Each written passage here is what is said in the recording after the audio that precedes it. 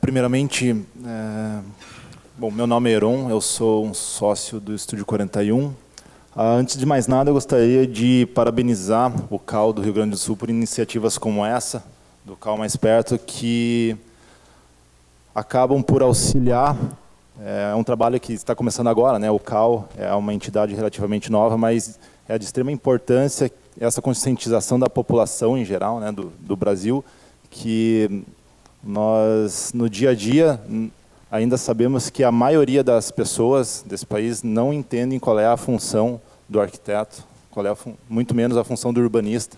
Então, essa difusão do que é a nossa profissão é extremamente importante e fica aqui o nosso parabéns a essa iniciativa e também agradeço muito essa oportunidade de poder vir aqui, tão longe lá de Curitiba, compartilhar com vocês um pouco da nossa experiência.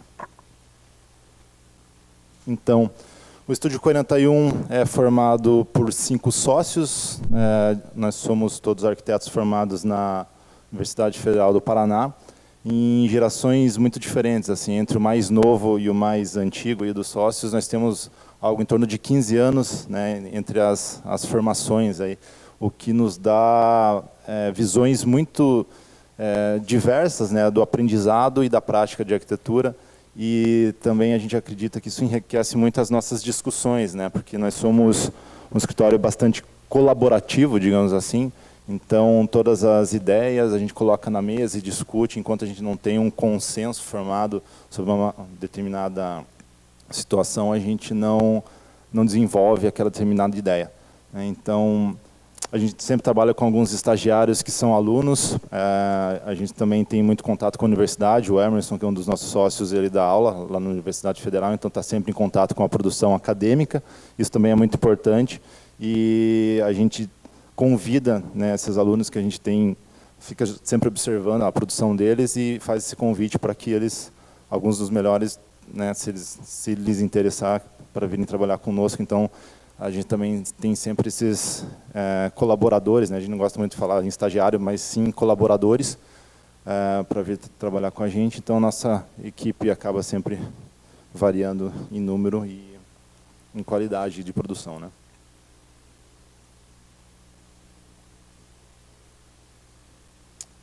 Aqui, falando um pouquinho sobre a nossa localização lá em Curitiba, não sei se vocês conhecem a cidade, mas esse é o calçadão da Rua 15, é um calçadão de pedestres.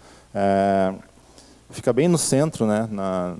Aqui é uma região chamada de Boca Maldita. A gente acabou mudando para esse prédio muito recentemente, né? A gente ficava num bairro relativamente afastado do centro, muito longe da vida, né, mais urbana, então a gente decidiu há um mês e pouquinho se mudar por esse novo escritório, e agora a gente faz um pouco mais parte dessa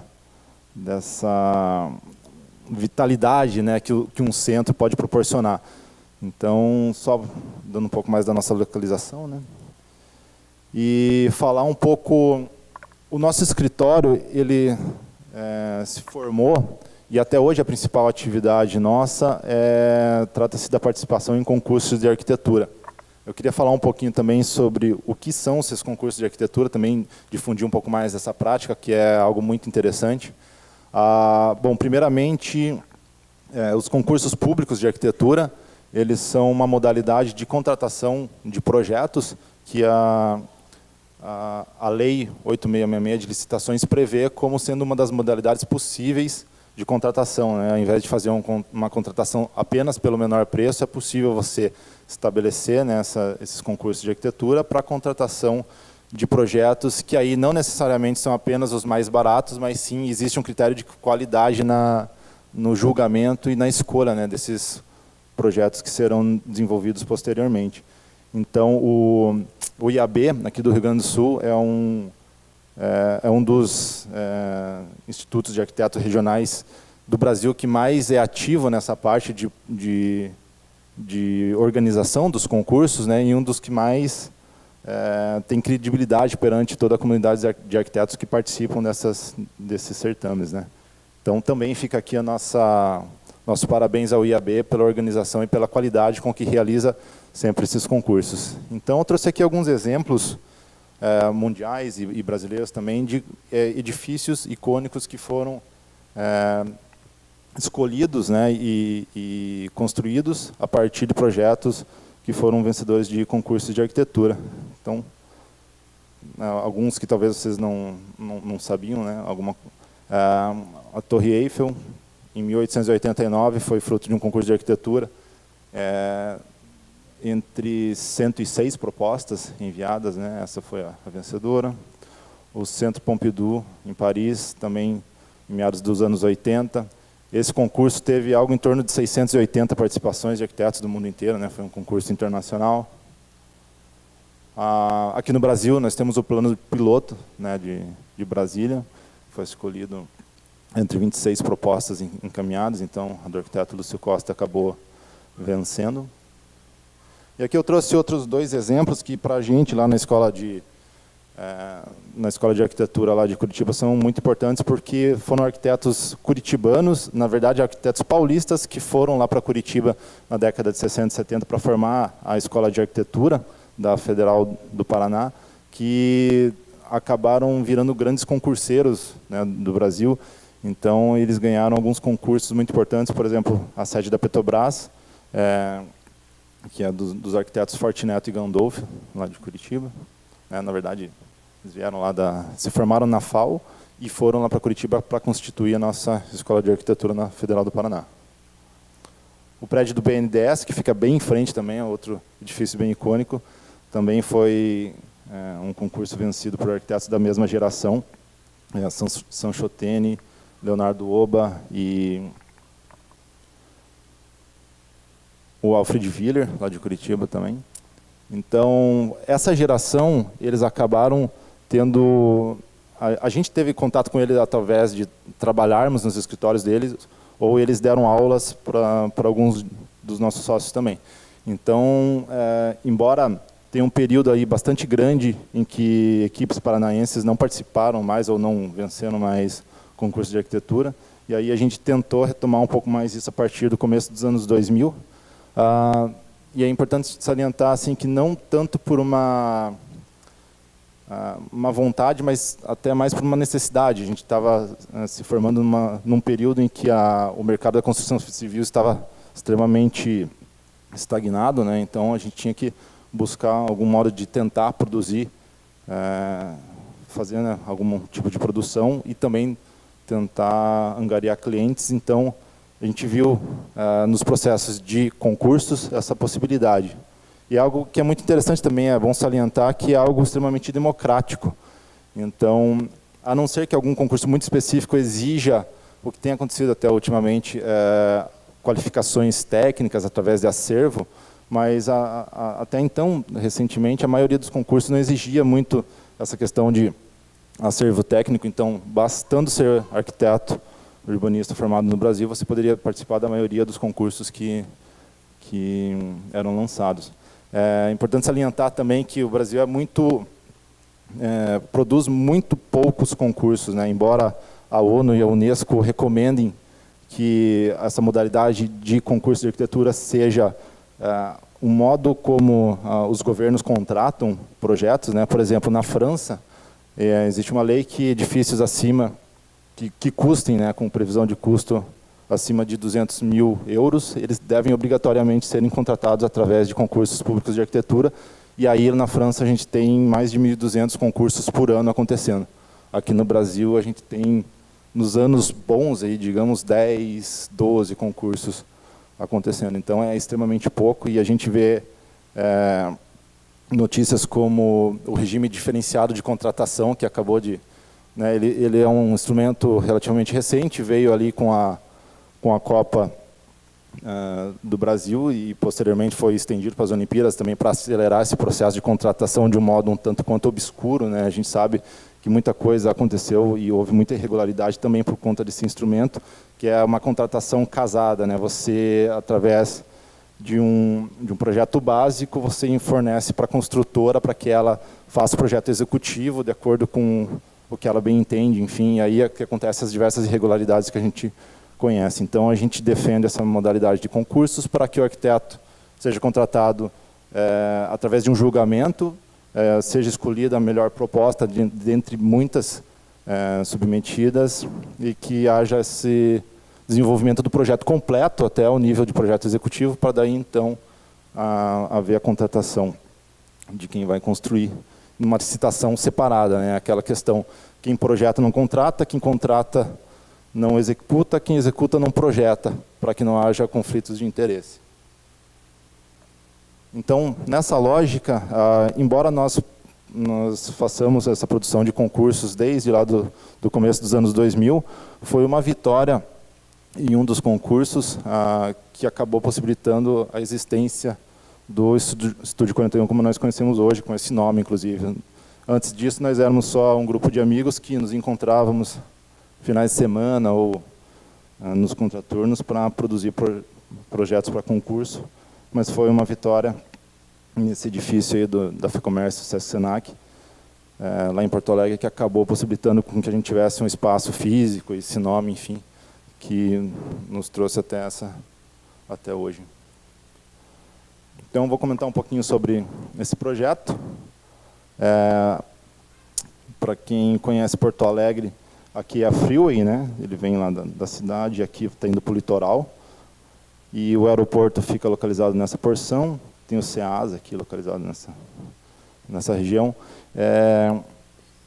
Esse complexo ele trata da nova sede administrativa da FEComércio Sesc Senac, que é uma primeira etapa de execução do complexo, com previsão para 44 mil metros quadrados.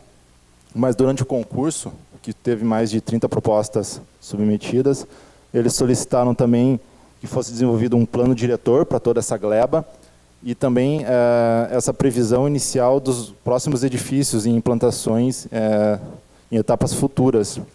Então, eles estavam solicitando também que houvesse a previsão de um edifício que fosse uma universidade do Senac, com previsão para 5 mil alunos, e também algo em torno de 5 mil metros quadrados, e um grande centro de eventos e exposições do Sesc, também basicamente um grande ginásio com possibilidade de múltiplos eventos acontecerem, não só esportivos, mas em shows e feiras, convenções. Também com algo em torno de 50 mil metros quadrados. Então, como um todo, seria um complexo, né, será, na verdade, algo em torno de 150 mil metros quadrados, mas a proposta que nós desenvolvemos até em nível executivo e que foi licitado e que está agora em etapa de construção, trata-se dessa primeira etapa aqui, que é a parte administrativa. Então, basicamente, ela contempla um centro de convivência, que é esse elemento integrador, né, que no futuro ela vai ser expandida também para integrar com a universidade o centro de eventos, que tem essa praça de acolhimento, onde todos os usuários entram e são encaminhados até a parte administrativa ou alguns outros usos que a gente tem. Tem academia, creche, café, biblioteca, tudo concentrado nessa barra. E a área mais administrativa acontece nessa torre, com algumas áreas de apoio aqui nesse embasamento. Aqui uma vista quase que de quem está voltando da Freeway para Porto Alegre. Então, a gente tem o centro de convivências, né, que é essa grande barra treliçada. A gente tem esse balanço aqui da ordem de 30 metros, que é para fazer essa recepção dos usuários, né, ao complexo.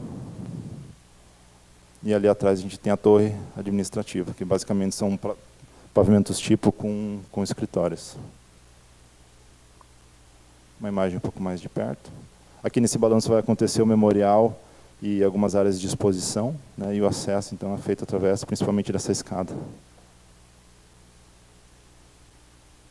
Aqui um pouco o modo como nós temos trabalhado. Então, é um projeto de 2011 e ele já nasceu internamente, pelo menos o projeto de arquitetura, utilizando a tecnologia BIM, que é a modelagem em 3D, enfim, com extração das informações.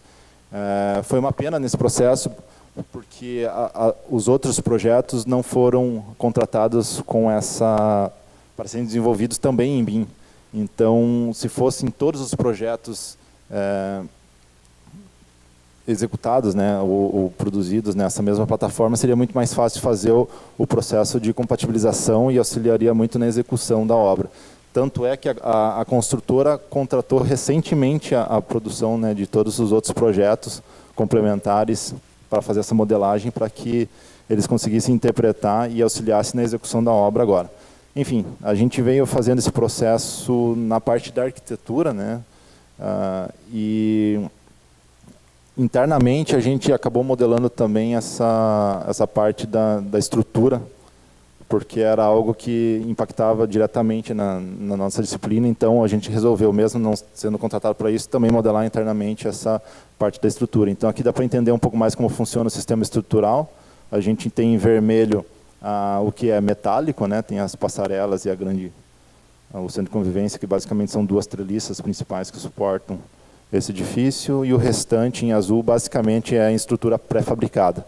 A gente também trabalha muito com isso, essa questão da pré-fabricação, que é uma obra muito mais racionalizada, muito mais limpa, muito mais rápida de ser executada, né? Isso já nasceu desde a proposta que a gente tinha encaminhado para o concurso. E aqui é a parte da execução. Então, em primeiro plano, a gente tem... isso aqui é uma foto de 4 meses atrás. Então, a gente tem a fundação dos núcleos rígidos, né? Porque quando trata-se de estrutura pré-fabricada, você precisa fazer essa estabilização do sistema como um todo através de núcleos rígidos. Então, a gente tem 2 núcleos que são também os núcleos de circulação vertical através dos elevadores e escadas. Então, esse aqui é um bloco de fundação e ali já o sistema pré-fabricado sendo erguido para a torre administrativa. Essa aqui é uma escada metálica que ela percorre todo o edifício administrativo. A gente também tem um conceito que a gente tentou aplicar de você vivenciar um pouco mais o edifício, não só utilizando os elevadores, mas incentivando você a utilizar as escadas, né? Então a gente tem uma grande escada que vai permeando todos os edifícios, todos os pavimentos tipo. Então você consegue visualizar, né, todos os funcionários de todas as outras áreas que não só da sua, e isso a gente acredita que facilita, incentiva, né, esse convívio entre os funcionários. E também tem uma questão do sedentarismo, alguma coisa assim, de você incentivar as pessoas a subirem escadas, né, ao invés de só utilizar o elevador. Aqui as treliças chegando, isso aqui é um pouco mais recente, né? Então só para ter o tamanho, né? Aqui tem uma carreta e chegando ela em pedaços, eles vão montar 3 partes, né? Essa treliça ela tem 120 metros de comprimento total, que vai ficar estabelecida nessa porção aqui, e vão ser montados em 3 partes içadas. Primeiro ela vem em vários pedaços, depois vão ser montados em 3 pedaços maiores. Isso já deve estar acontecendo, até vindo para cá, a gente quase passou na frente, não consegui ir lá na obra, mas acho que nessa semana eles já iam começar a montar. Isso aqui é uma visualização de 2 semanas atrás. Então acho que eles já estão até montando lá. Quem conseguir passar lá na porção norte da Freeway, ali já chegando em Porto Alegre, acho que já consegue visualizar se está montado ou não. Então, lá atrás tem a torre administrativa. Esse aqui é um auditório de múltiplo uso para 1000 pessoas, que vai ficar nessa porção, e a treliça que eu estava comentando vai ficar aqui mais à frente. Quem conhece Porto Alegre deve estar um pouco se perguntando por que foi desenvolvido num terreno e numa região que até então não tem desenvolvimento, né? Uma região bastante isolada da cidade. Uma das intenções foi... Bom, o complexo é bastante grande, né? A gente está fazendo uma primeira etapa de 3, então acredita-se que por si só esse complexo ele seja um polo gerador de desenvolvimento nessa região. Então, até para aprovação desse projeto na prefeitura, a prefeitura exigiu muitas contrapartidas, né? Então todo o sistema viário vai ser recondicionado ao redor, várias ruas novas vão ser construídas.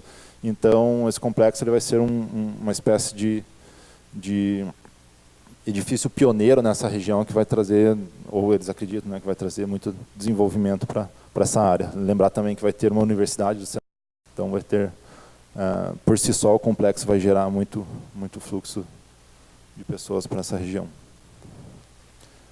Aqui uma vista aérea de drone, então só para localizar aqui a Freeway, né, sentido litoral.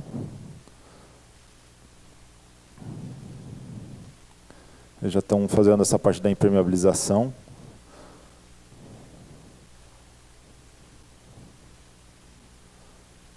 E uma imagem aérea. Então, a treliça que eu comentei vai ficar disposto nessa região aqui, né? E o prédio administrativo aqui e as áreas de apoio ao redor. E, claro, tem um embasamento com todos os estacionamentos que foram exigidos, né? Porque existem muitos usuários, então a prefeitura acabou exigindo muitas vagas de estacionamento, então fez parte do nosso partido também, se eu voltar um pouco aqui e mostrar. Isso aqui é o teto, basicamente, do estacionamento, que vai acontecer em todo o embasamento, e depois a gente cobre isso com grama, né? Um tanto quanto querendo mimetizar isso no paisagismo para amenizar um pouco do impacto do enorme número de vagas que foi exigido. Então, é como se o prédio pousasse em cima desses taludes, que são os estacionamentos que a gente precisou, né, incluir nessa proposta.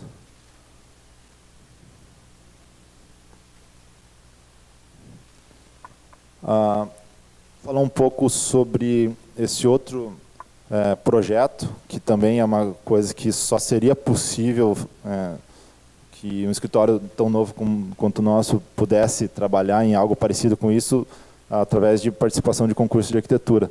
É uma questão assim, o Brasil precisava reconstruir a sua estação,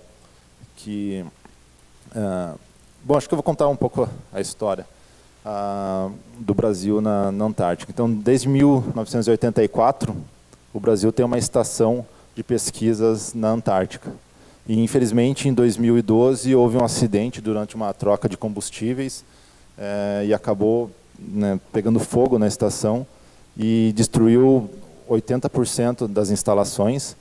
E aí, imediatamente, a Marinha, após esse ocorrido, buscou o apoio do IAB do Rio de Janeiro para que fosse lançado um concurso de arquitetura para que houvesse a construção da nova estação.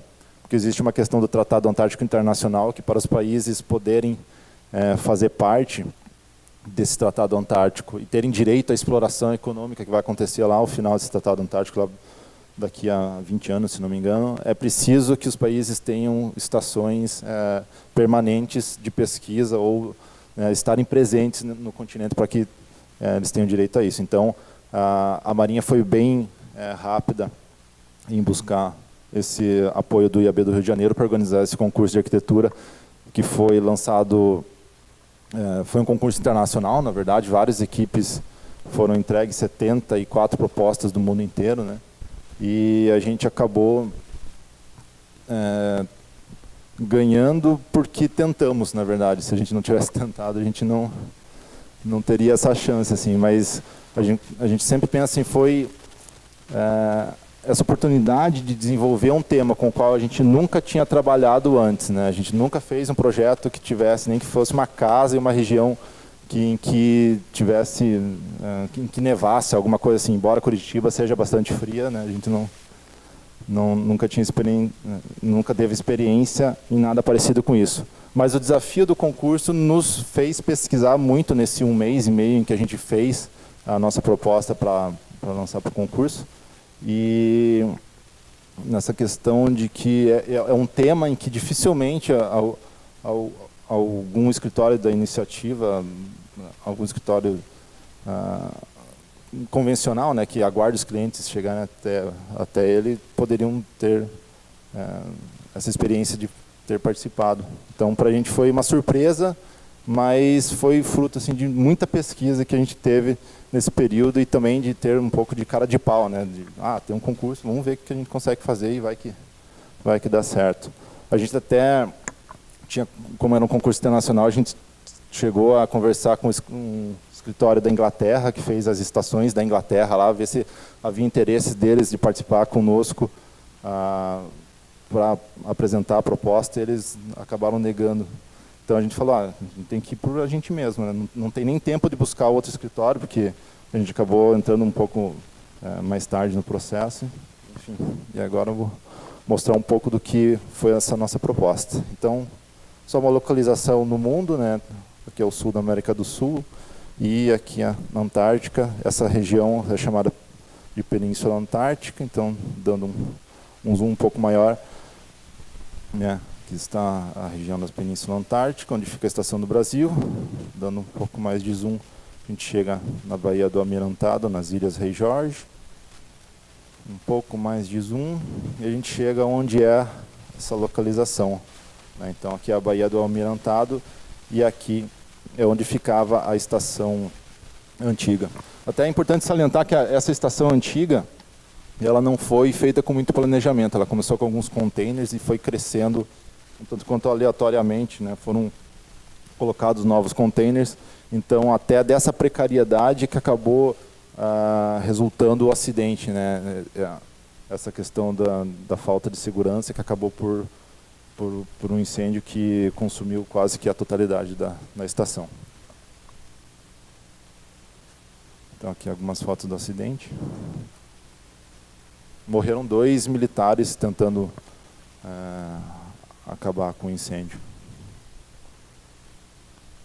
E esses são os vizinhos, né?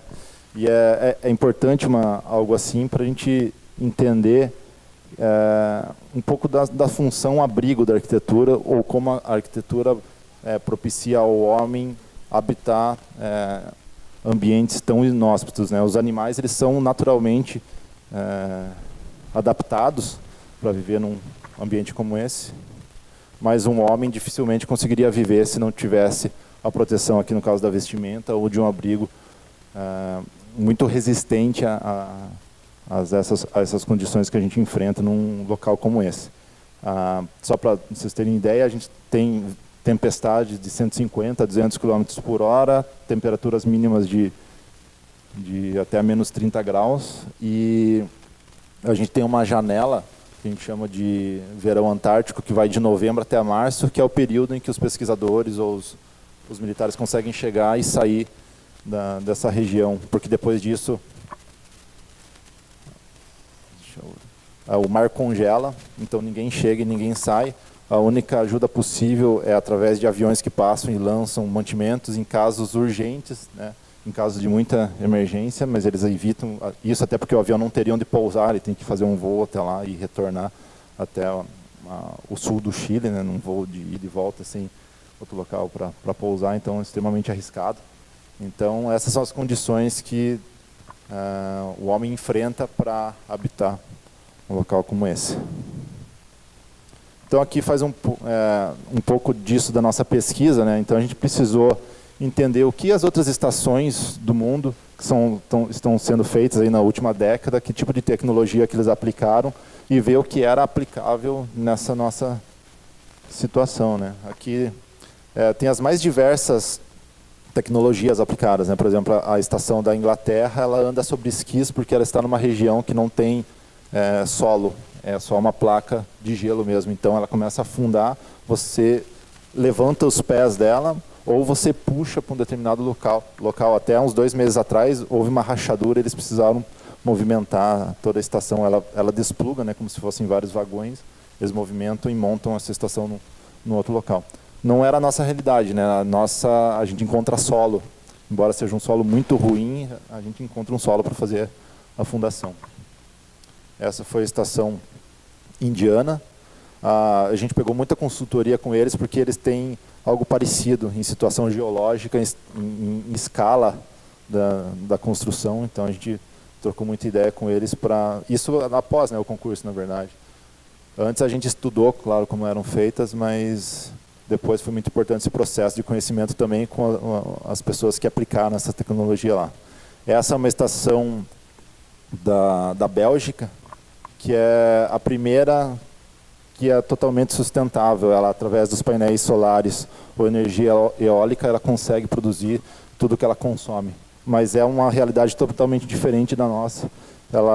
Essa estação ela comporta 10 a 15 pesquisadores, quase no regime de acampamento.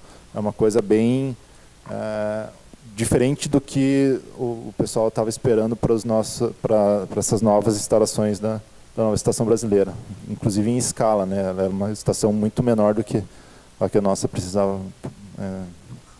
comportar.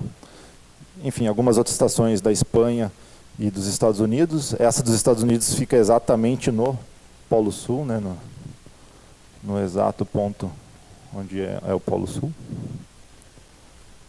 Então aqui um pouco do que restou após o acidente. Então a estação antiga ficava nessa porção e o que restou foi só a garagem e os tanques de combustível, que né, por muita sorte, não pegaram fogo. Se esses tanques pegassem fogo, a tragédia seria muito pior. Enfim, aí no ano seguinte a Marinha contratou, através de, como se fosse um aluguel, esses módulos emergenciais, e em paralelo estava lançando o concurso, né, para escolher qual seria o novo projeto. Aqui eu já falei. Bom, um pouco da nossa concepção, né, porque que a gente apresentou essa proposta. Esses esqueminhas aqui, que são cortes das 2 barras que a gente propôs, acho que mostram algo muito simples e que foi o que acabou conduzindo a nossa decisão de projeto, né? Então a gente tem, primeiro, 2 barras, a gente trabalha com esse formato um pouco mais aerodinâmico para que esse vento passe sem exercer muita carga, né, muita pressão nos edifícios. E tem uma outra função muito importante que a gente aprendeu pesquisando sobre edifícios no gelo, que é que se você eleva esses edifícios, o vento varre o gelo por baixo dela e evita que acumule gelo na base. Então, por isso que a gente propôs ela como se fosse elevada. E um ponto de vista um pouco mais arquitetônico e do aspecto até psicológico dos pesquisadores e dos militares que vão permanecer lá isolados do mundo, digamos assim, essa questão da observação, né? Então, uma barra está mais elevada ao outro, que possibilita aqui do módulo das barras, onde a gente tem os camarotes, que seja observado, então, toda a Bahia que acontece para essa região. Então, vocês vão ver que a gente colocou janelas em quase todos os ambientes, também nesse aspecto psicológico, de você estar confinado num lugar extremamente remoto, né, mas que você consegue observar lá fora a condição do tempo. Aqui algo muito importante também que a gente já previu desde a etapa de concurso foi a logística. Como que você faz essa montagem, né, uma vez que eu comentei com vocês que o período de construção em que eles têm é de 4 meses por ano, né? Então, como que eles fazem para... E aí a gente estudou as outras estações, como que eles fizeram toda essa questão da logística. Então a gente propôs um sistema construtivo que é basicamente uma mesa estrutural. Sobre essa mesa a gente coloca os diversos módulos, que posteriormente a gente acabou fazendo esses módulos como se fossem containers mesmo, quer dizer, nas dimensões de um container, mas não um container convencional, para que fossem possíveis de serem transportados por um navio convencional. Se a gente precisasse modificar um navio para transporte desses módulos, né, o custo da logística seria ainda muito mais alto do que já é mesmo, tratando-se de navios que transportam containers convencionais, né? Enfim, coloca seus módulos, cria-se essa estrutura ao redor e vem essa grande envoltória, né, que é essa pele mais externa que faz a proteção principalmente essa proteção térmica e contra as intempéries, né, mais externas. Então a gente tem um módulo mais interno, que faz uma proteção mais interna, e essa grande envoltória que acaba embalando o edifício como um todo. Aqui alguns conceitos que a gente aplicou também. A estação pode funcionar no modo verão, em que ela é toda ligada, e no modo inverno. Então, de março até novembro, onde ninguém chega e ninguém sai, só ficam os militares, né, fazendo a salvaguarda da estação. Então, a gente consegue basicamente desligar metade da estação, ou seja, metade dos quartos, e a parte dos laboratórios que não funcionam, acontece essa questão de poupar energia, né, durante o inverno. Aqui a questão das rotas de fuga, né, porque ficou esse estigma do acidente, então a gente previu muito mais rotas de fuga do que a norma exigia. Houve essa redundância até por questão do aspecto psicológico, de você observar o edifício e ver que existem várias rotas de fuga. Mais uma vez a questão da tecnologia, dessa vez o edifício foi modelado como um todo, com todas as disciplinas no processo BIM. Quem nos auxiliou nesse processo foi um escritório chamado AFA, de Portugal, que fez todos os projetos complementares e que foi de fundamental ajuda para a gente, esses engenheiros, porque a gente entregou todo o projeto executivo após a vitória do concurso, a assinatura do contrato, e em 4 meses a gente entregou o projeto para ser licitado. Então aqui a gente vê um pouco de como acontece, né? A gente tem essa espinha dorsal, onde percorrem todos os sistemas elétricos, hidráulicos, de climatização e outros tantos que os laboratórios exigem, né? É uma questão extremamente complexa e a gente conseguiu coordenar isso junto com os nossos parceiros lá da Afaconsult de Portugal. Aqui a implantação, né? Então, só mostrando um pouco mais de como funciona a setorização do prédio como um todo, a gente tem nessa barra mais superior, basicamente camarotes nessas duas pontas, e aqui no meio a gente tem uma área mais social, com biblioteca, academia. Na parte de baixo a gente tem os 14 laboratórios, tem uma área central que é o restaurante, uma parte mais de manutenção e oficinas e a grande garagem. E aqui do lado estão os tanques. Isso que eu comentei, né? Até havia uma esperança de que talvez a estação brasileira conseguisse ser autossuficiente na produção de energia, enfim, mas isso provou-se ser inviável. Então a gente vai trabalhar com algumas hélices eólicas e toda a parede dessa garagem é com painéis fotovoltaicos, mas ainda vai haver grande necessidade de uso do diesel antártico para fazer para a energia da estação. Porque nessa imagem ainda tem uma curiosidade do porquê que eles escolheram esse local, né? Porque eles pegam água doce através dessas duas lagoas, né? Que estão bem próximas. Então, aqui estão congeladas, mas eles conseguem, mesmo congelado, ainda pegar água doce para suprir a estação através dessas lagoas. Bom, aqui a planta que eu acho que eu já comentei. Então, em cima os camarotes, a área social. Embaixo os laboratórios, restaurante, área de oficina e a garagem. Então, é todo modulado para caber dentro de containers, né? E nessa lógica de que a produção vai ser feita...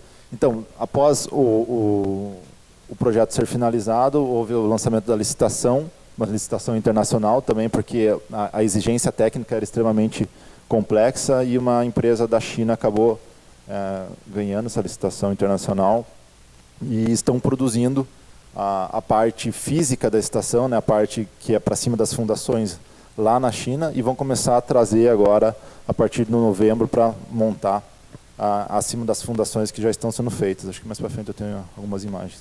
Bom, aqui só a perspectiva para mostrar como é que acabou ficando, né, essa questão das janelas em todos os ambientes, por questão desse aspecto psicológico.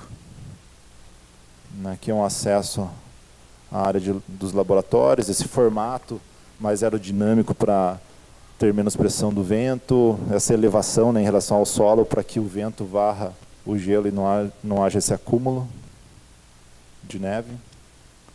Então a gente tem esse bloco que é mais elevado, que propicia, lá dos camarotes, tem a visão também da Baía do Almirantado.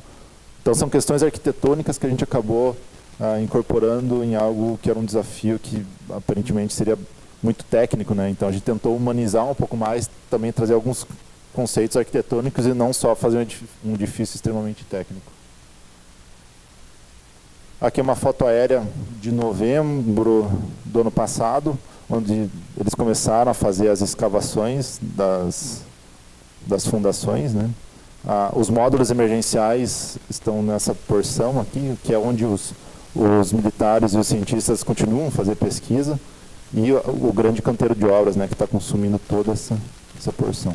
E a estação antiga ficava na exata porção onde a gente vai implantar a estação nova. Isso aqui em fevereiro desse ano, né, o mar já estava começando a congelar novamente, e eles estavam terminando os trabalhos de fundação ali.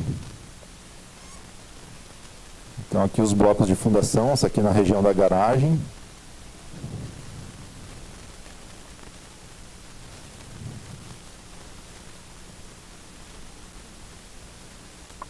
E isso aqui é um mock-up. Foi exigido na licitação, né, que eles fizessem um pedacinho da estação e que nesse pedacinho eles aplicassem tudo que fosse aparecer na estação inteira para que houvesse aprovação, né? Então isso aqui é um pedaço já sendo montado e depois finalizado já com a envoltória para que houvesse o ok das soluções propostas, e daí eles desenvolvessem o restante do edifício, né? Então está sendo montado lá em Xangai, e eles vão montar a estação inteira lá, desmontar, colocar nos navios e levar para montar agora a partir de novembro. Existe uma expectativa de término de grande parte da estação até março do ano que vem, mas aí depende da velocidade deles de produção. Pelo menos grande parte espera-se que esteja concluindo até março do ano que vem. Então aqui a mesa, né, estruturante, onde os módulos são colocados em cima e depois a gente fecha com uma envoltória para fazer essa proteção térmica ao redor. Aqui também é uma foto da parte de baixo da estação. O sistema estrutural todo entrelaçado, ele faz quase que uma treliça espacial, né, fazendo travamento nos dois sentidos. E aqui só por final comentar sobre também essa diversidade de produção e diversidade de programas que a gente só consegue porque a gente participa de concursos de arquitetura das mais diversas naturezas, né? É um projeto que a gente está desenvolvendo, a gente venceu esse concurso em 2015 e trata-se de habitações de interesse social, mas com uma abordagem extremamente diferente do que era feito lá nos anos 80 de habitação social, né? Aqui, isso aqui é São Paulo, o centro de treinamento do Palmeiras e do São Paulo aqui do lado, o Rio Tietê, lá na porção norte, próximo ao metrô Barra Funda. Então, é um grande terreno e esse concurso envolvia tanto o plano diretor e a divisão de lotes dessas glebas, quanto a implantação de vários edifícios. Claro que principalmente nós temos as unidades de habitação social, eles exigiam para o concurso algo em torno de 1.300 unidades, mas utilizando um conceito bem novo do plano diretor de São Paulo, que foi revisto recentemente, nisso de que incentivar o uso misto, né, não só a habitação, mas no embasamento dos edifícios a gente incorporou comércio. Então essa questão da fachada ativa, né, você habita e você trabalha próximo a isso, e isso dá vitalidade para a rua. Essa questão do incentivo ao pedestre e ao uso de bicicleta, né? Então a gente tem uma rua de pedestres que corta todo o complexo como um todo e ainda faz essa conexão através de uma passarela exclusiva para pedestres e ciclistas, para que comunidades ao norte aqui do Rio Tietê também possam usufruir dos diversos equipamentos que vão ser implantados ali.